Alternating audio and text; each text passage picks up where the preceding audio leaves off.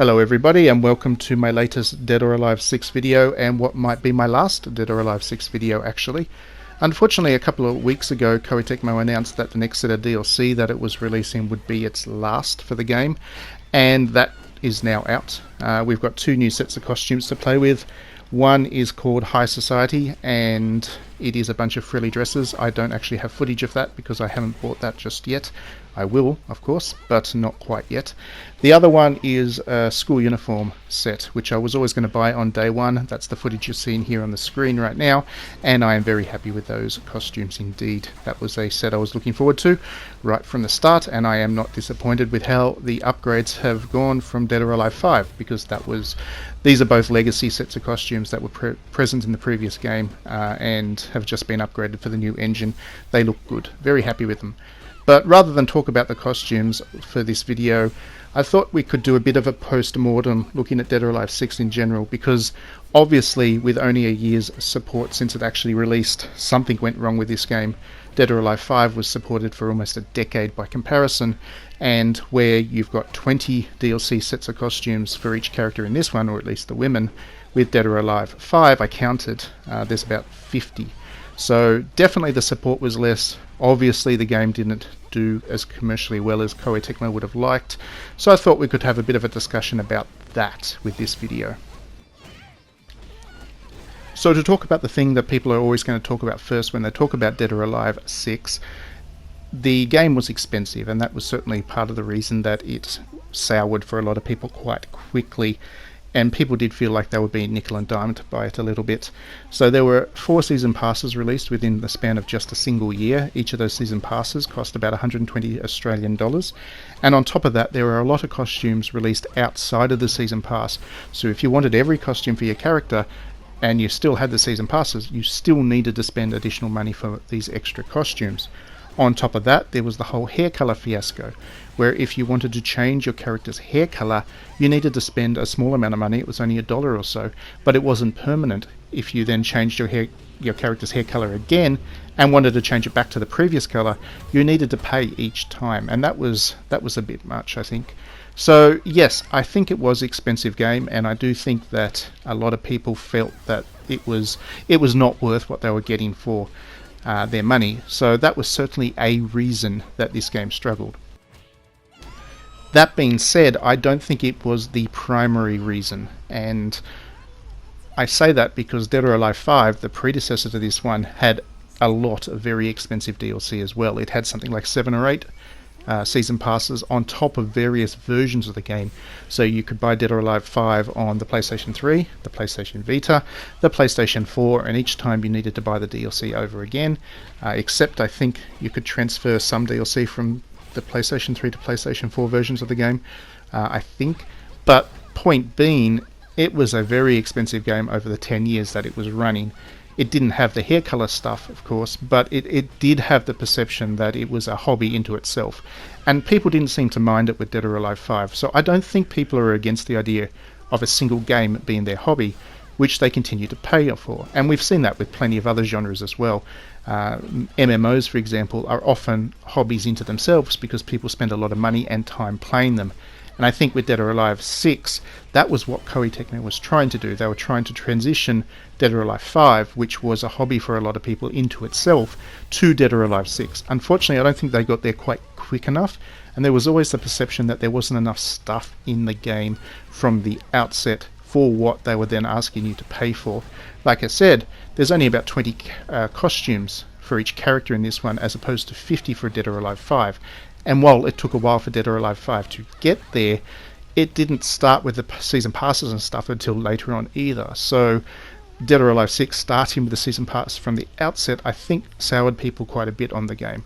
And I think that's where it comes from. Not so much the money itself, but the way that it was executed on. But we can put all of that finance stuff aside, because I do not think that that is the reason that Dead or Alive 6 struggled, and it did clearly struggle. I think the problem was that Koei Tecmo didn't really know what to do with the series after Dead or Alive 5 to continue to please existing fans and to find new audiences for the thing. So Dead or Alive 5 had a very strong identity, and you couldn't really accuse it of not having that. It was silly, it was fanservice-y, it was very accessible, and it was the kind of fighting game that people who aren't usually into the genre could get in and have a good time with, whether they like the characters, they just like the humour, or it was just one of those games that was very easy to play with people who weren't necessarily fighting game fans. And that was the same for the entire Dead or Alive series beforehand.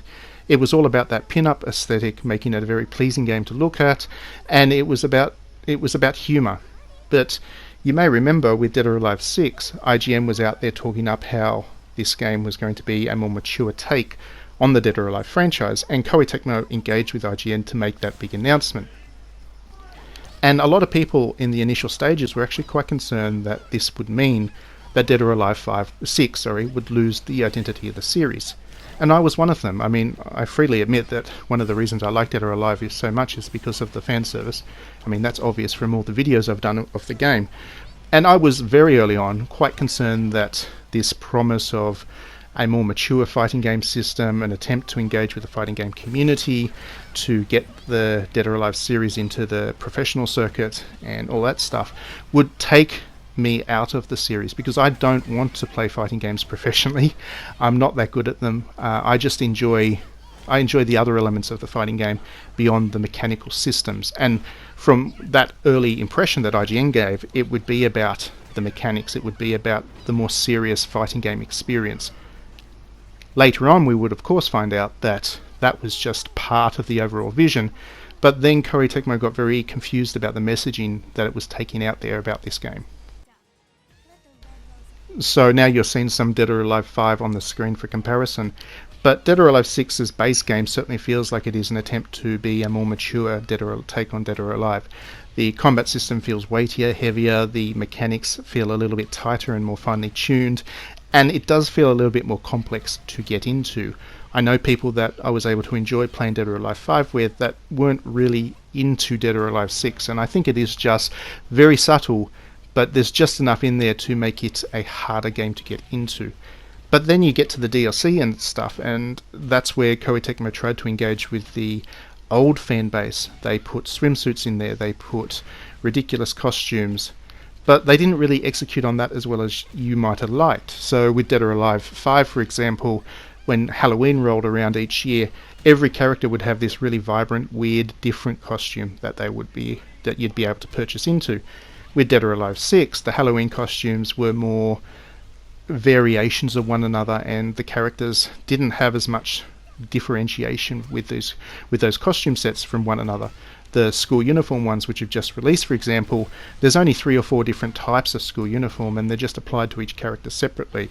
So while each individual character looks good, much better than they look in Dead or Alive 5. I mean, look at Marie Rose here compared to beforehand. She is much more attractive in Dead or Alive 6, but the costumes, the identity that the game had in Dead or Alive 5, and the really over the top weirdness of the costumes and all of that stuff, that does feel like they never picked it up with Dead or Alive 6. And that is where Dead or Alive 6 really lost it. Because on the one hand, if you are a more serious fighting game fan, you're not going to stick with Dead or Alive 6, because while the combat system is a little bit more complex, a little bit more nuanced and a little bit tighter and hard hitting, you go online to play people and then you're coming up against characters that are wearing swimsuits and other nonsense. And it feels like it's a little bit too fan-servicey for you, because, you're not there for that. Whereas if you're an existing fan of Dead or Alive, you really want that kind of ridiculous fan service level, and you don't get that. You could just go and play Dead or Alive Extreme and get that instead. So I feel like there's just... Koei Tecmo tried to find a middle ground with this game and didn't quite land it, which is unfortunate because, I love it. I really do enjoy this game. I've been playing it consistently for the past year, but you can't deny that it hasn't quite landed with people. Anyway, that's enough for this video. Hopefully Dead or Alive makes some kind of return, or we get some kind of special edition and they go on with it. Give us a Switch edition, that'll do me. Please do like and subscribe if you enjoy my videos, and please do consider backing me on Patreon, because that helps me do a lot more stuff and expand the scope of what I want to do with this YouTube. Hope you enjoyed the video. We'll see you at the next one.